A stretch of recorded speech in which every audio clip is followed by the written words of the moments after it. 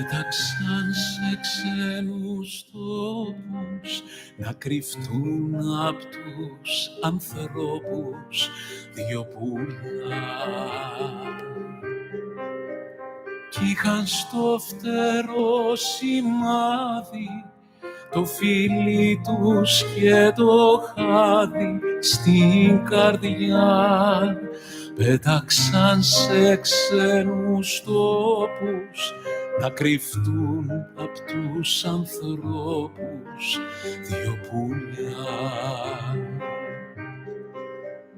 Ας γινόταν μια μέρα στον κόσμο όποιος χάνεται κι είναι μισός, φιλόξενο τόπο να βρίσκει, να ανεβαίνει ψηλά σαν κίσος.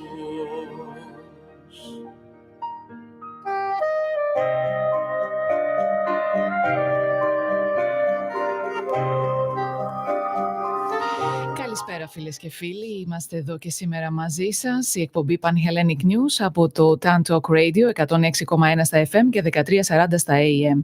Μαζί σας όπως και την προηγούμενη Τετάρτη, η Γιώτα Αργυροπούλου-Φραγκέδη στο μικρόφωνο της εκπομπής. Η εκπομπή μας είναι μια προσφορά της Πανελλήνιας Ομοσπονδίας Φλόριδας. Ξεκινήσαμε σήμερα την εκπομπή μας με το CD του Γιάννη Γιαβάρα.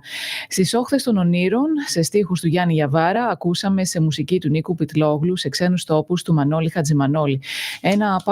Μια πάρα πολύ ωραία ποιητική συλλογή με τίτλο «Στις όχθες των ονείρων». Είναι το CD του Γιάννη Γιαβάρα, που έχει πάρα πολύ όμορφα τραγούδια που κυκλοφορούν και ερμηνεύουν πολύ γνωστοί καλλιτέχνες όπως ο Βασίλης Λέκας, ο Μανώλης Χατζημανόλης,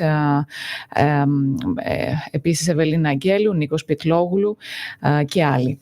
Το τραγούδι είχε τίτλο «Σε ξένους τόπους» και νομίζω ότι μιλά για ανθρώπους που έφυγαν από τον τόπο τους και ταξιδεύουν σε άλλα μέρη.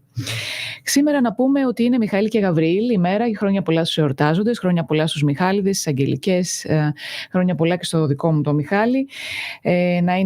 Να είστε όλοι υγιείς, να σας χαιρόμαστε και πάντα να είστε δίπλα μας. Επίσης να πούμε ότι σήμερα γιορτάζει και η ελληνική πολεμική αεροπορία Μιχαήλ και Γαβριήλ. Γιορτάζουν η ελληνική αεροπορία, οι αεροπόροι μας οι οποίοι καθημερινά πετούν στους ελληνικούς εθέρες, προστατεύοντας τα θαλάσσια και τα χερσαία σύνορά μας. Χρόνια πολλά λοιπόν και στην πολεμική αεροπορία. Να πούμε κυρίες και κύριοι, ξεκινώντας την εκπομπή μας, ότι η κατάσταση στη Μέση Ανατολή δυστυχώς δεν έχει εξομαλυνθεί καθόλου. Συνεχίζονται οι βομβαρδισμοί στην περιοχή της Γάζας, με αποτέλεσμα να έχουμε εκατοντάδες νεκρούς και τραυματίες στην συγκεκριμένη περιοχή. Να πούμε ότι αύριο στο Παρίσι θα διοργανωθεί η διάσκεψη για τη Γάζα. Οι Ηνωμένες Πολιτείες της Αμερικής και η Γαλλία ζητούν από την Ελλάδα να δεχθεί 100.000 εκτοπισμένους Παλαιστίνιους πρόσφυγες από τη Γάζα. Θα ζητήσουν λοιπόν αύριο από τον Κυριάκο Μητσοτάκη να δεχθεί 100.000 εκτοπισμένους Παλαιστίνιους να φιλοξενηθούν στην Ελλάδα. Δηλαδή, εκτός από όλους όσους έρχονται, με όποιο τρόπο έρχονται από την περιοχή της Τουρκίας, τώρα ζητούν να ακολουθήσουν να έρθουν άλλοι 100.000 περίπου Παλαιστίνοι.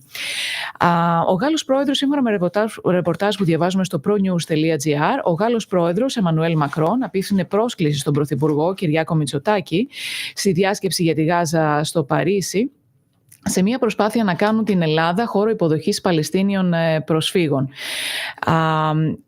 που θα εκτοπίσουν οι Ισραηλοί από τη Γάζα σε πρώτη φάση και από τη Δυτική Όχθη σε δεύτερη φάση. Η διάσκεψη για τη Γάζα διοργανώνεται την Πέμπτη. Θα συζητηθεί πόσους Παλαιστίνιους μπορεί να φιλοξενήσει μόνιμα η Ελλάδα, ενώ θα υπάρξει και εισήγηση για την Κύπρο, όπως αναφέρουν ασφαλείς πηγές. Έτσι εξηγείται, όπως αναφέρει η ιστοσελίδα, και η πρόσκληση της Ελλάδας, η οποία είναι απόλυτα άσχετη με το θέμα, αφού δεν εμπλέκεται ούτε μπορεί ούτε το ζήτησε κανείς στο όλο ζήτημα. Τώρα υπάρχουν αρκετές σκέψεις γι' αυτό. Ως αντάλλαγμα για τους 100.000 Παλαιστίνιους που υποσχέθηκαν στην Ελλάδα οικονομική βοήθεια, ώστε να μπορέσει να χτίσει σπίτια και υποδομές για να τους υποδεχθεί, αλλά και για να μπορέσει να τους παράσχει τα βασικά για την επιβίωσή τους. Υπολογίζεται από τους Γάλλους ότι τουλάχιστον 100.000 Παλαιστίνοι μπορούν να εγκατασταθούν μόνιμα στην Ελλάδα. Είναι μια λύση την οποία επιδιώκουν και η Αίγυπτος και η Ιορδανία, οι οποίες σε καμία περίπτωση δεν επιθυμούν Παλαιστίνιους στα εδάφη τους για ευνόητους λόγους. Χθες έφτασε και το πρώτο ελληνικό σε 130, το οποίο μετέφερε ανθρωπιστική βοήθεια στο Κάιρο με τελική κατεύθυνση στη Γάζα. Πάντως, όπως αναφέρει και το ρεπορτάζ, η εξέλιξη κάθε άλλο παρά θετική είναι για την Ελλάδα, καθώς μιλάμε για ένα πάρα πολύ μεγάλο αριθμό προσφύγων, 100.000 Παλαιστίνοι, οι οποίοι θα πρέπει τώρα να βρεθεί χώρος για να φιλοξενηθούν στην Ελλάδα. Τώρα, αλλάζοντας θέμα, να πούμε ότι όπως σας είχαμε προαναγγείλει και μέσω Facebook, θα έχουμε σήμερα στην εκπομπή μας καλεσμένο τον Senator, τον μέλος της πολιτιακής γερουσίας του Long Island στη Νέα Υόρκη, τον ελληνικής καταγωγής, τον κύριο Λεωνίδα Ραπτάκη. Ο κύριος Λεωνίδας Ραπτάκης είναι ήδη στην τηλεφωνική μας γραμμή. He's a Rhode Island State Senator since 2013. Mr. Raptakis, good afternoon. Good afternoon. And prior to that, I got elected in 1996 as a state senate and took a break in 2010 to 2012. So you have been more than 10 years in row, and then a few more years before that, Sure. a senator in Rhode Island, Mr.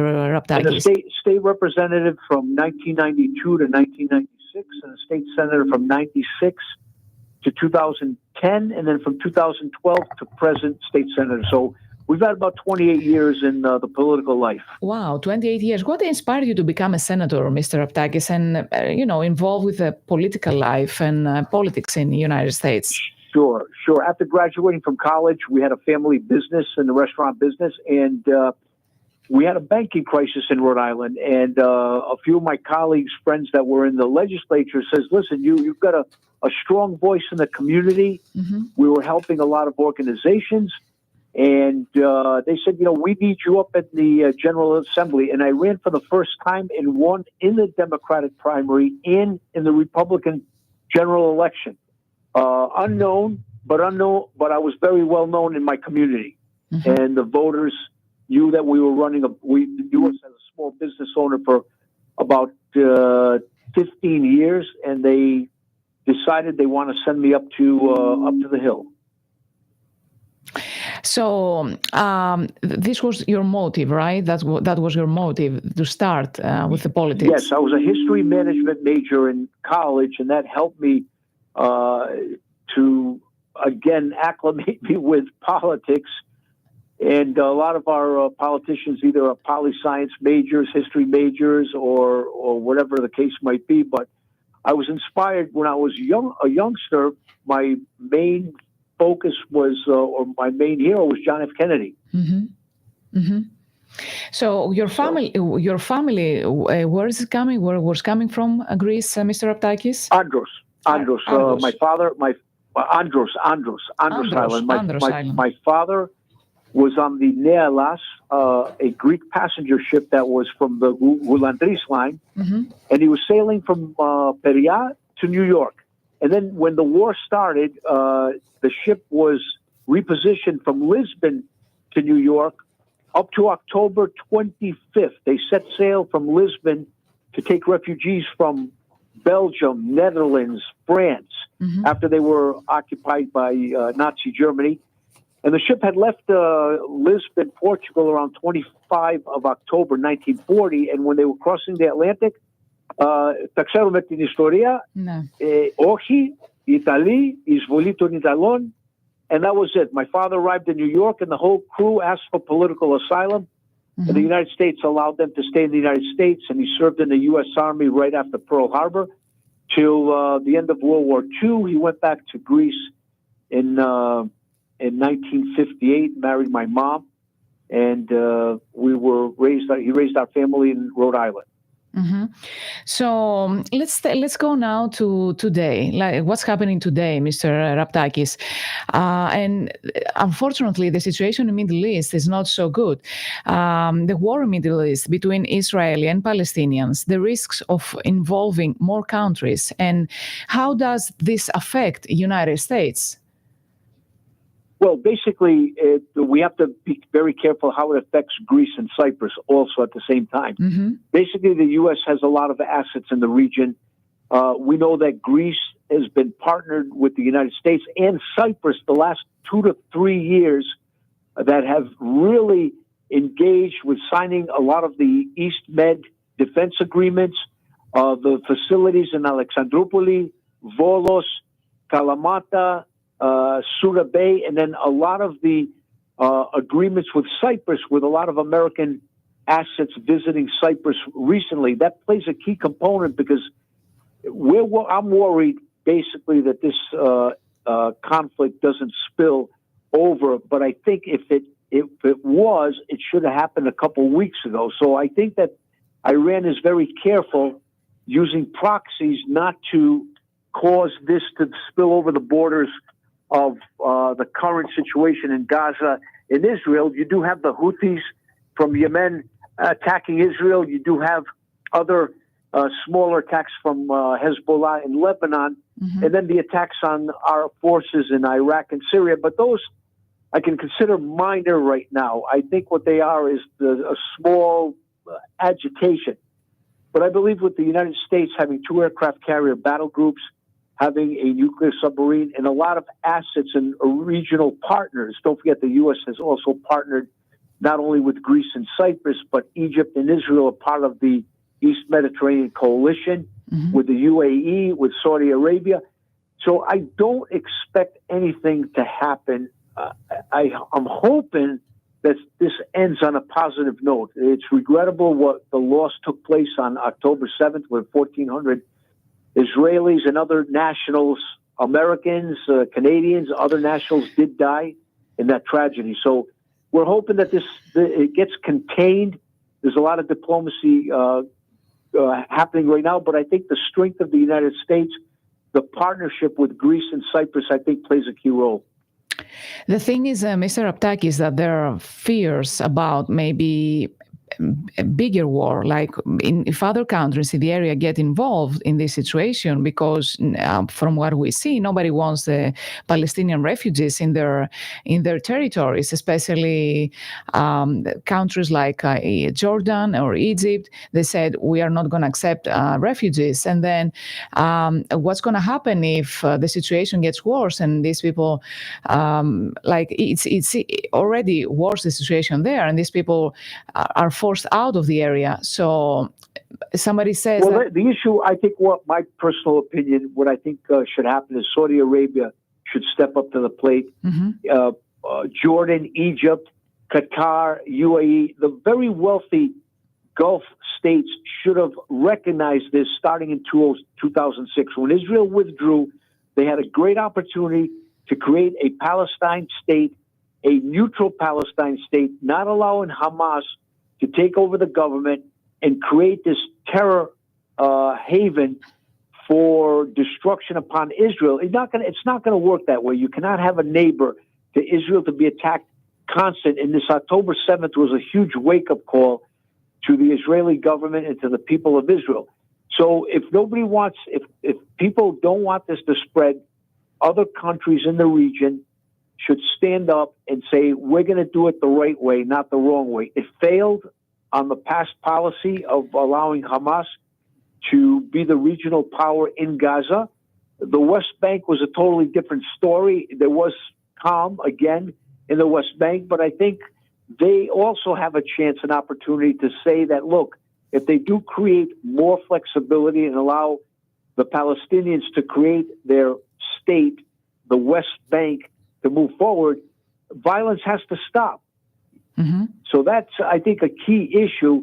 And don't blame the Israelis, but at the same time, I feel bad for the Palestinians who are also suffering from the everyday loss of life, and that also is unacceptable.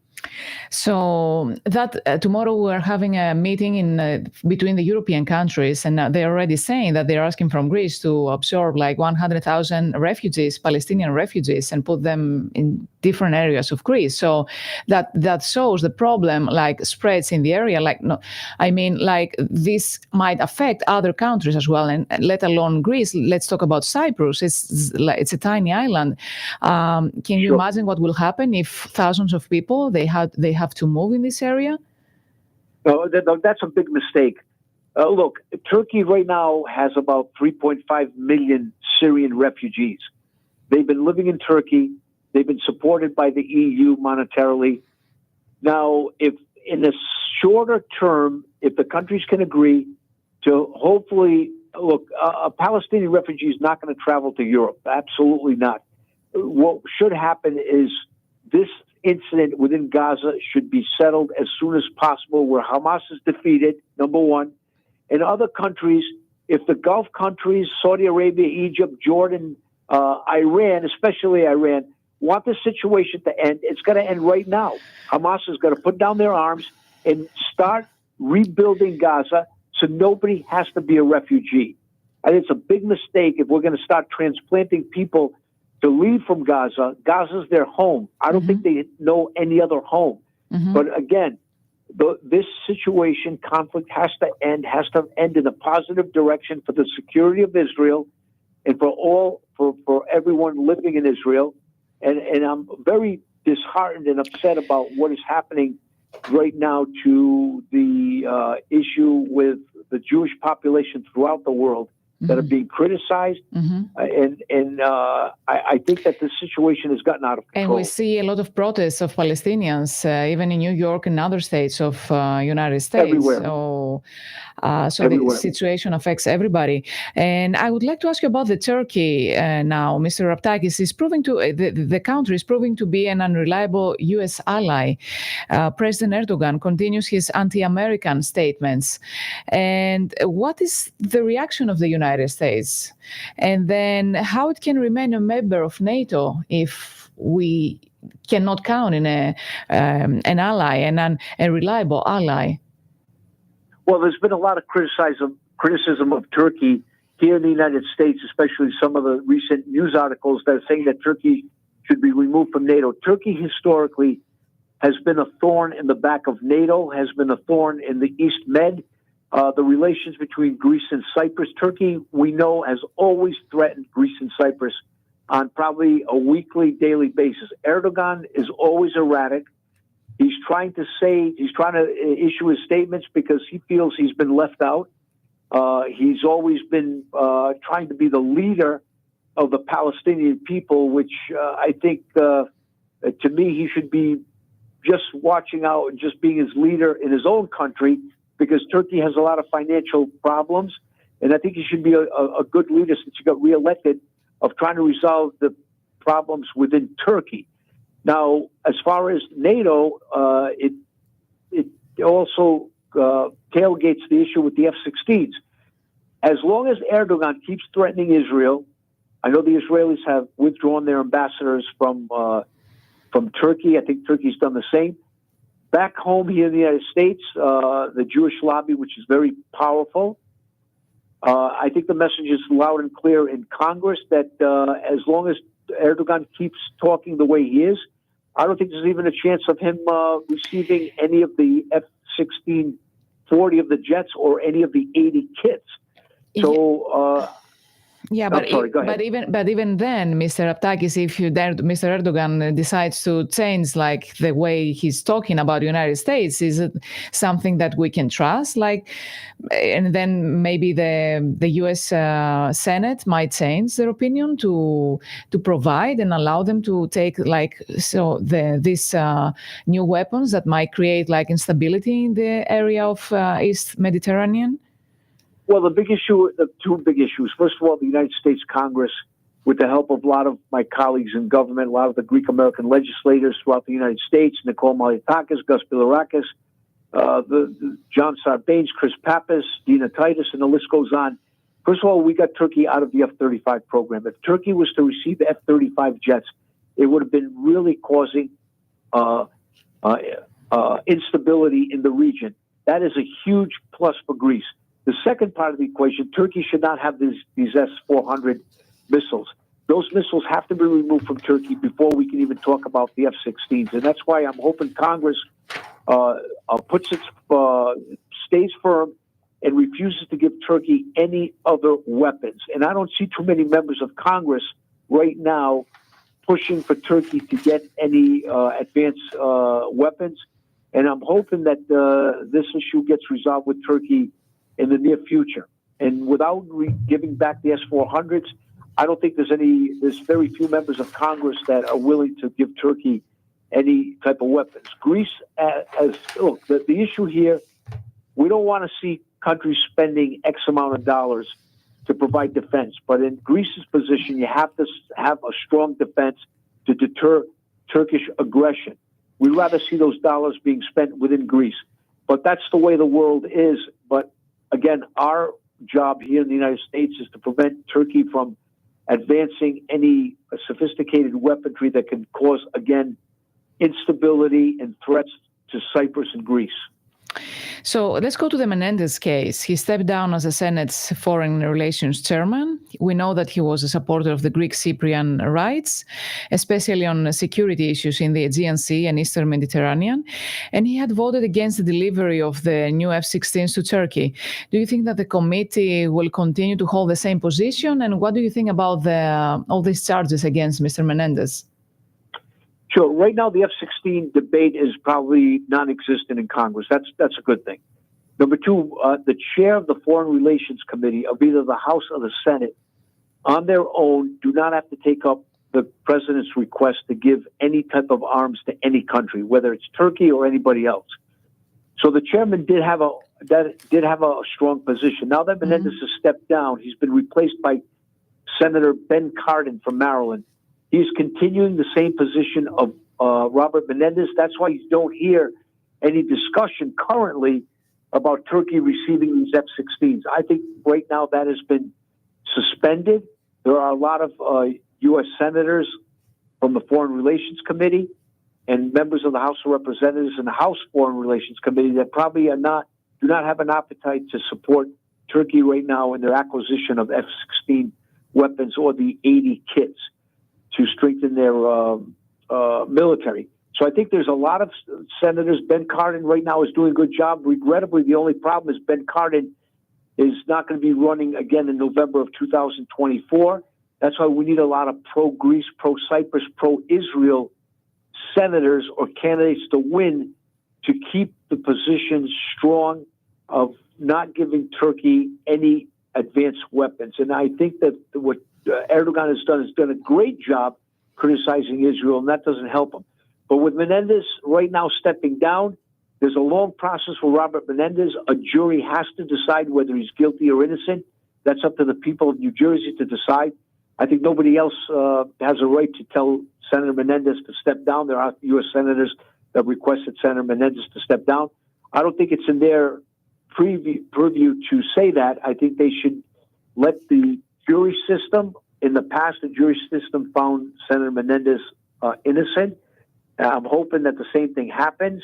So let the jury, the peers of Senator Menendez, hear the evidence, have a trial, and then make a decision which way they're going to go in which direction, whether they find Senator Menendez innocent or guilty. Right now, Senator Menendez says he's running again for re-election in November 2024.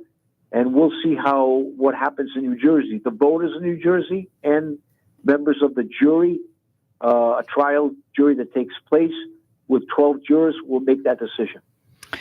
And finally, Mr. Aptakis, what do you think for the situation of the American economy that currently supports two wars, one in Ukraine and one in the Middle East?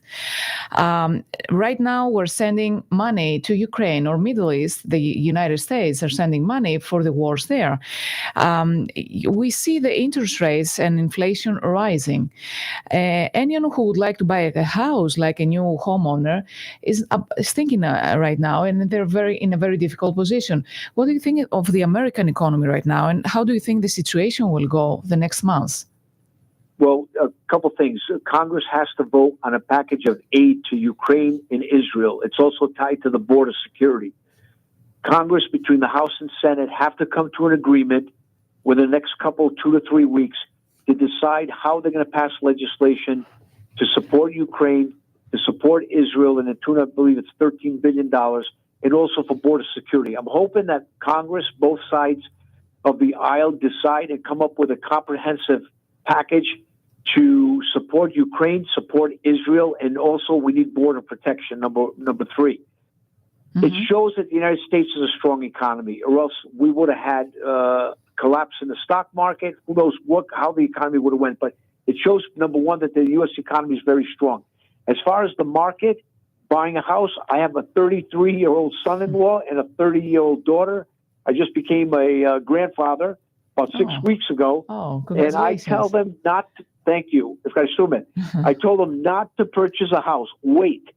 Either the prices of homes have to come down or the interest rate has to come down before I would advise anyone to buy a home. I think hold steady for at least another 6 months, maybe 12 months. Let's see what the elections in about 12 months will be deciding and electing a new House of Representatives, 1/3 of the U.S. Senate, and a U.S. president. So I think it's very important to watch what's going on. And I would definitely listen to the debate tonight. The Republicans have a debate, so there could be some clues how the perception is. But I think Wall Street is staying strong. Be patient, everybody out there, and hopefully our economy will become stronger, if not what it was several years ago. You said something about border protection. What's your suggestion about that, Mr. Aptakis? Well, I think that we need first of all border protection. We need to rebuild our borders, number one, and we have to have a comprehensive immigration policy. Our immigration policy is everywhere. This morning I saw the DHS secretary be grilled by the U.S. Senate committee, both by Democrats and Republicans concerned of what's happening.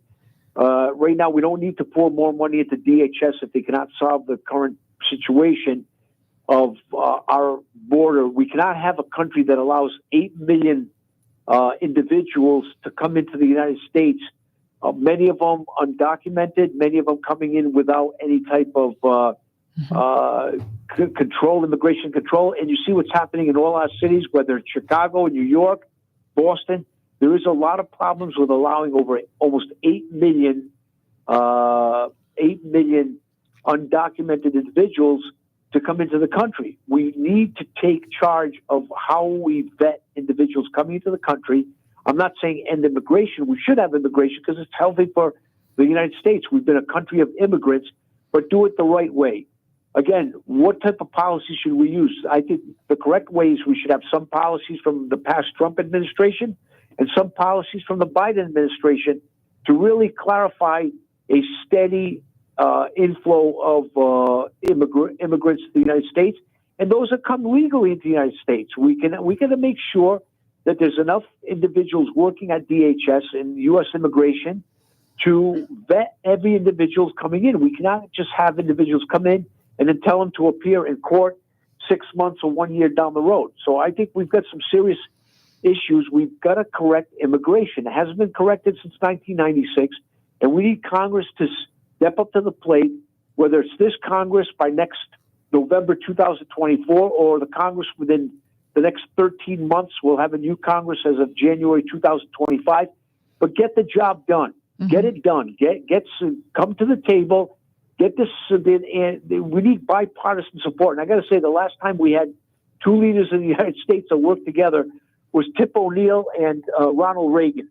And if your listeners can go out and buy the book Tip and the Kipper, I mean, that was by Chris Matthews. That was one of the best books that was ever written, and it was called When Politics Work. And I think that's what we need right now. We need a comprehensive negotiation between both Democrats and Republicans to resolve our problems here in the United States. So they're asking me on my Facebook wall now, because we're having a Facebook Live as well. Sure. If you would recommend building a wall, as they are asking me. And well, the question is, what kind of wall? President Trump didn't have a wall built, and yet he controlled immigration by allowing individuals that are seeking asylum to do it to a third country. that's a problem. We didn't have a full wall that was built when President Trump was in office, and yet we controlled the flow of immigration because of the status that the immigrants had to go through, whether you were looking for political asylum or whichever way you were trying to enter the United States. And I think Mexico has to do their part because they haven't been very helpful in controlling illegal or undocumented workers that are coming from south of the border. And here's the other problem. How do individuals from the Middle East come to Mexico to come through our borders? They don't swim they don't swim across the Pacific or the Atlantic. They had to fly into Mexico or a third country and then make their way through the border to the border. So, and another culprit, I believe, I would say, I think that Turkey also plays a role in playing this role of having undocumented immigrants coming to the same our thing. Western Hemisphere. Yeah, with absolutely. The Greek borders, I don't doubt the Greek islands. Of course, and not only the Greek islands. We've heard reports that you can fly with Turkish Airlines from Constantinople all the way to Mexico City or to other countries with a very low fare and then make your way to the border. How do we have Africans, Asians coming through our southern border? It makes no sense whatsoever. Mm-hmm. And then we have the issue of about 175 individuals that are on our most wanted list. So, I mean, it doesn't happen that way. Is there something wrong with the administration right now? Where is the problem exactly, Mr. Raptakis? Do you think we should change something about that? Well, I think we should be more tougher on our southern border with the country of Mexico. I think Trump had a great policy of negotiating with Mexico the way he did, and we had very few individuals crossing our border. I think we need stronger border policy. Our statutes have to be strengthened, and making sure that if you try to come toward the border of the United States, you are either going to be refused entry through seeking asylum first in Mexico, a third country, and then allowed even to proceed. I mean, look, people talk about building a wall. It's going to take a long time to build a 1,300-mile wall between San Diego and the Gulf of Mexico. So I think there's other ways of Congress acting immediately to strengthen our deterrence by providing more border guards, having even National Guard, maybe even the U.S. Army protecting and patrolling our borders and not allowing these drug cartels bringing in fentanyl by the ton. And you see the damage that's been done in New York with the daycare center where 2 young infants lost their lives because of fentanyl.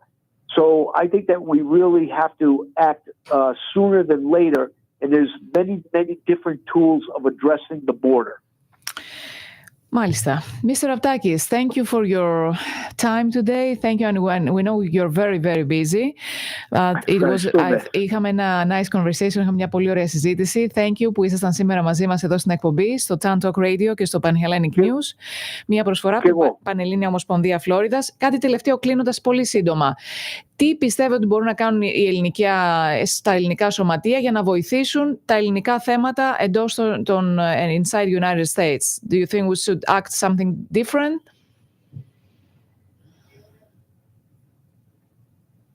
Δεν ξέρω, μας ακούει μας ακούτε. Ναι, είμαστε στον αέρα. Yes, we're on the air. Do you think we should act something different for the Greek organizations to help support like Greek Cypriots issues? Συγγνώμη, I didn't hear the question. We're trying to help and support your actions in the United States Senate, so in the United States Congress. So I would like to ask, like the Greek organizations, can they do something different, something to support the Greek Cypriot issues inside the United States? Do you think we should do something? Well, we do. HEPA helps us. American Hellenic Institute helps us. Philip Christopher has been a champion. The new president of HEPA has done a great job, Savas. But I think that all those organizations should work together to help us on the state level to communicate with our colleagues in government on the federal level.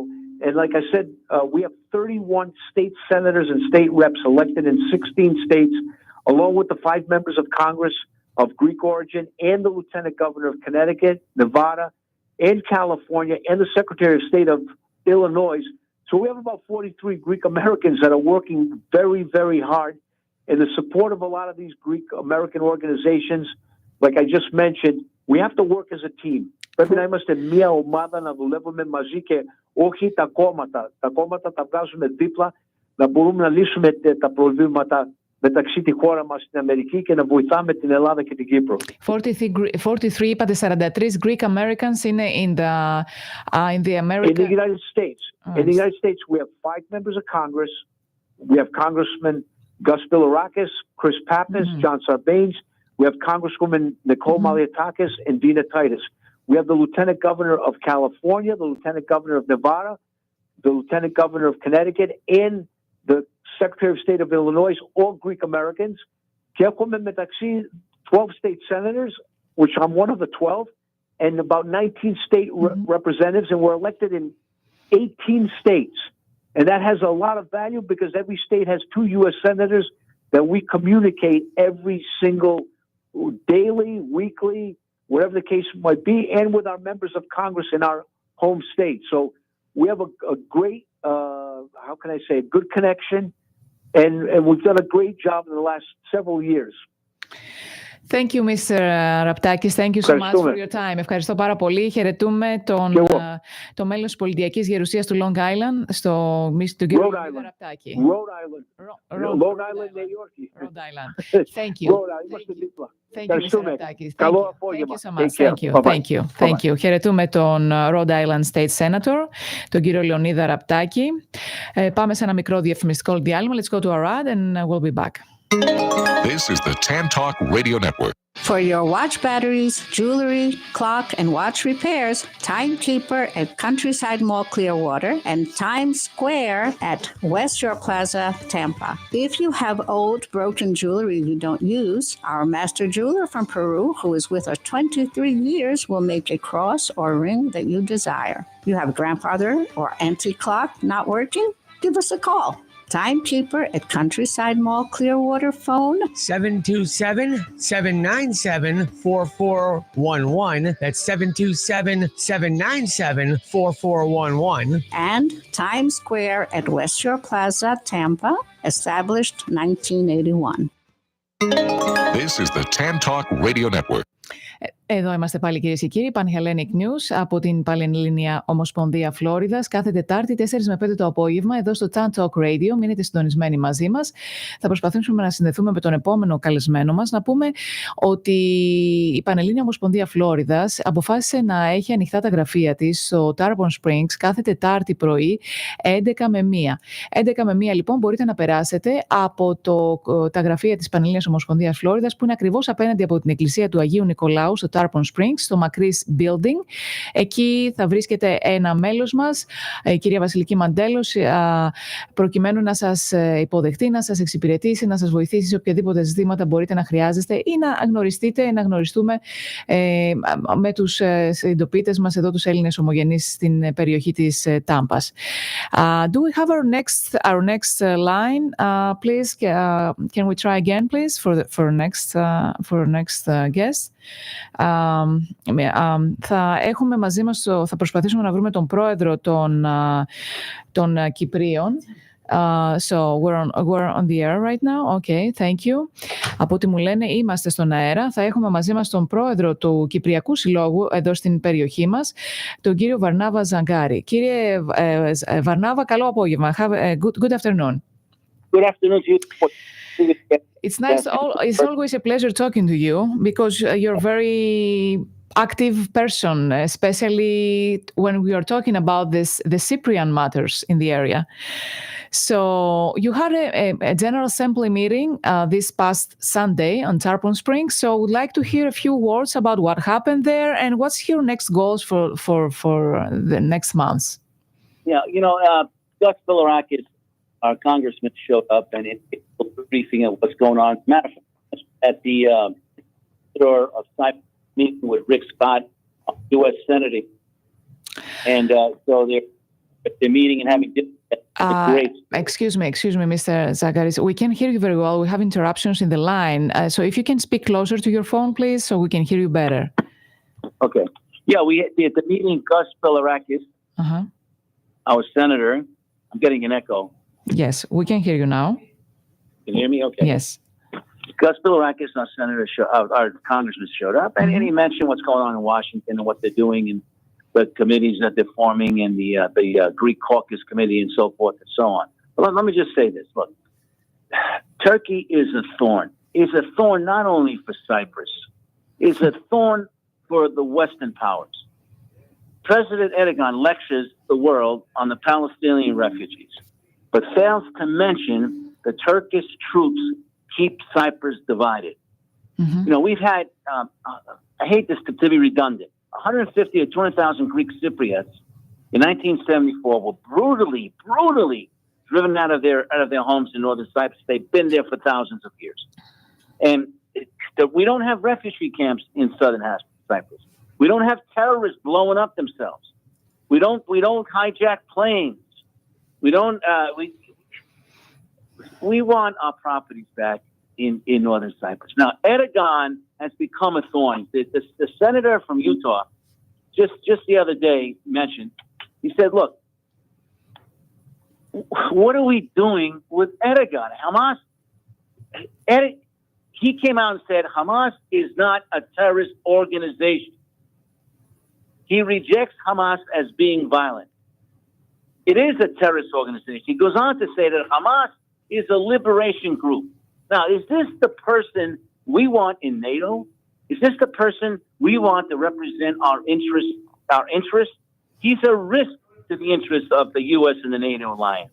So, you know, I think with Senator Lee from Utah, when he mentioned removing Turkey from the NATO alliance needs to be on the table, I think that's important. I think we need to put a little scare into him, and so he stops doing it. He is supporting organizations such as Hamas and other terrorist organizations.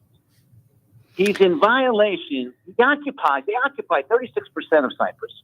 Okay, they occupy is in violation of the UN resolutions. Now, you know, where do we go from here? We march down to Washington every year. We're doing it for almost 40 years. We march down there. We speak to the congressmen. We speak to the senators. We speak to the State Department. And some occasions we speak to the president and the vice president and the Secretary of State. That being said, I do believe that we need to have more of a force when we do go to Washington. And I certainly hope the Floridians that are listening to your radio show that we have a show of force of the Florida contingency. And when we go down to Washington, usually it's at the end of May with the SECA conference or the beginning of June. Now, Turkey has, can I go on or you want to? Yes, Mr. Varnava. So it's actually, you're the second person on this radio program today that you're saying that Turkey is a thorn, because we were talking previously with Mr. Leonidas Raptakis, the Greek American senator in Rhode Island, New York, and he was saying exactly the same thing, that Mr. Turkey and Mr. Erdogan has been a thorn in the allies of NATO. So the question is right now, what can we do as Cypriot Americans or Greek Americans to support the Greek and then Cypriot rights? A couple of things. I think one thing in particular. Look, they discovered gas on the Cypriot waterways down there. Okay, they discovered gas. You know, Turkey has been trying to discourage that in many ways. Okay. We need to communicate that Turkey is not the friend of the Western powers. We need to put some muscle in so we can explore. We can bring up the oil, the gas. There's rich reserves there. We can bring that up, but not run a gas line through Turkey. They can shut off anytime they want. We have to run that gas line in other ways. Now, if the big powers show some muscle and support the Greek Cypriot Independent Republic of Cyprus, okay, then we can bring up this gas and feed a lot of Europe with these reserves that we have there. So Turkey should be off the table, but yet Turkey continues to be a friend of the United States. I don't understand it. Mr. Bilirakis said the other day, this Sunday, on your General Assembly meeting in Tarpon Springs, that he thinks that Greece and Cyprus are in a better position right now because of the situation of Turkey's situation right now, with the statements of the Turkish president that's saying he has an anti-American position right now. So it thinks that that's the right time for Greece and Cyprus to promote their rights. But the question is, is there any way that the United States would abolish this ally, in quotes, ally? I don't know if they'll ever abolish Turkey. We've been trying to do that. Mm-hmm. We've been trying to do that for many, many years. Mm-hmm. Many years. But somehow they're the sweetheart. I mean, I was at a meeting in Washington, D.C., and I said, at that time, Secretary Holbrooke was there. Mm-hmm. And I said to him, let's talk about the Cyprus genocide of Smyrna and so forth and so on. But before we talk about that, let's talk about the Armenian genocide. You know what he said to me? And since then it's changed because we've recognized it. We recognize that. He said to me, "You mean the alleged genocide of the Armenians?" Mm-hmm. He didn't want to make Turkey angry. So that's how he responded. Since then, in the last 2 years, we have recognized the Armenian genocide through the Congress, some of the stuff that they passed there. But the other thing is that there's so much going on. I was just in Cyprus, and I just came back from Cyprus, and it was quite an experience. But let me just say this. What we need to do, Greeks, Italians, everybody, we need to register to vote. A lot of Greeks, for some reason, just don't vote. We need to get out there and we need to vote. We need to support the fundraisers for these candidates that your previous guests mentioned. Okay, and Leonidas, by the way, I certainly hope one day he runs for U.S. representative here in Florida. I certainly hope he does that. Mm-hmm. So we need to support the senators and the congressmen that are running. We need to support the organizations that support this. We need to support the American Hellenic Institute, the AHI, the HEPA. We need to support the Pan-Hellenic Federation. And we need to support the Cypriot organization. We need to support this. Otherwise, you want to be speaking Turkish in Athens someday? Turkish has got its eye on the island. It's got its eye on Cyprus. His eye never takes away from that. Mm-hmm. He talks in his parliament. He talks about the expansion of Turkey and how great Turkey is, and so forth and so on. So I think we need to really put our hats on our heads and open up our checkbooks and start supporting these organizations. I mean, a guy like Philip Christopher, who's devoted his life, has led the charge with the second people and in Savas Civicos, who now is in charge of HEPA. These people around the forefront, and they're doing whatever they can to do. But we need help from just the average individual. We really, really need help. For those of you listening, what have you done in the last year to help the cause of the Greeks and the Cypriots? Think about that. Okay? So you have to be. Now, some of us do more than others, but just a little bit would help. Yeah, we have to be more active. Also, another important thing, this is important. I think you need to help with this, and that is to educate the youth. I was at a Greek concert, and I turned to a young guy who was in college, and I said, "What do you think about the Cypriot crisis, the Cypriot situation?" And he told me, "You mean is that a country in South America? This is a Greek American, okay? Probably first or second generation.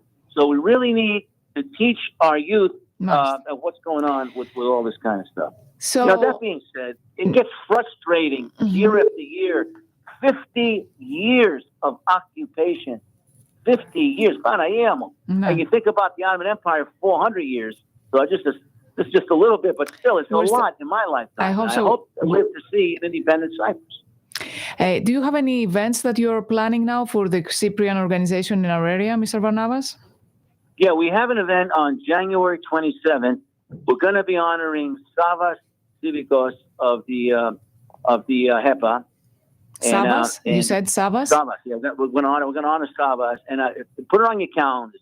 January 27th. People come from all over, from New York and all over the place to come to this event. Okay. And we're going to honor him. And we're also going to give tribute to to the HEPA organization that is now 100 years plus. God bless Okay. them. Θα τα 100, and I'm ξαναπούμε. a Heppian myself. Θα τα ξαναπούμε μέχρι I'm also τότε. a Heppian. We're going to talk again about that. We're going to have time. Thank you, Mr. Varnavas, for your time today. Thank you for connecting with us. I wish you all the best and, να είστε δυνατός for the rest of the period that is coming. Thank you so much. Let me just end with this if I can. Well, I don't have any more time and I have one more guest. So we'll connect soon. Thank you for your time. Thank you. Thank you, Mr. Varnavas Zagaris. Ήταν ο πρόεδρος των Κυπρίων στην περιοχή της Tampa Bay Area. Πάμε τώρα να συνδεθούμε με την κυρία Στέλλα Παυλίδης. Η κυρία Στέλλα Παυλίδης είναι στο American Vitiligo Research Foundation. So she's going to say a few things about this genetic immune disease that we would like to know about that and how we can help their organization. Καλησπέρα, κυρία Παυλίδης. Καλησπέρα. Good afternoon. My name is Stella Pavlidis, and I got vitiligo when I was 22 years old. It's an autoimmune disorder. Mm-hmm. It takes pigmentation from a person's skin, leaving it with white patches. So the darker your skin tone, the more noticeable your vitiligo. Mm-hmm. It affects men, women, and children of all ethnic groups. It does not discriminate. The ones that suffer the most from vitiligo emotionally are children because they're harassed from their schoolmates. They get made fun of. We actually have suffered with a couple of suicides. We had a couple of children kill themselves because of their vitiligo. They left notes to their parents that they couldn't tolerate being made fun of because they think we're contagious, and it's not a contagious disease. So when I started the Vitiligo Foundation in 1995, I focused on children, and each year children from different parts of the country come to Florida. We take them to the Clearwater Aquarium. We take them to Busch Gardens. We take them to Build-A-Bear. I buy dinners for them. In 2004, I went to New York City, and at that time, the Archbishop was Archbishop Demetrius. And when I spoke with him about vitiligo, he spoke with the National Philoptochus, and the ladies agreed, and they gave us $10,000. They donated it, and that allowed us to bring many children in that did not have the finances to come to Florida. So you have here a foundation, a research foundation, yes, in the area that's trying to make some money and from donations to help in research for this disease. Yes.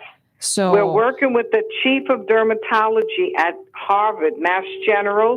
Dr. Fisher has agreed to do research for vitiligo. He's a melanoma researcher, but I met with him about 5 times, and I asked him, and he gave his word. We don't have the finances. So, Mrs. Pavlidis, how can people can help? How can they donate money?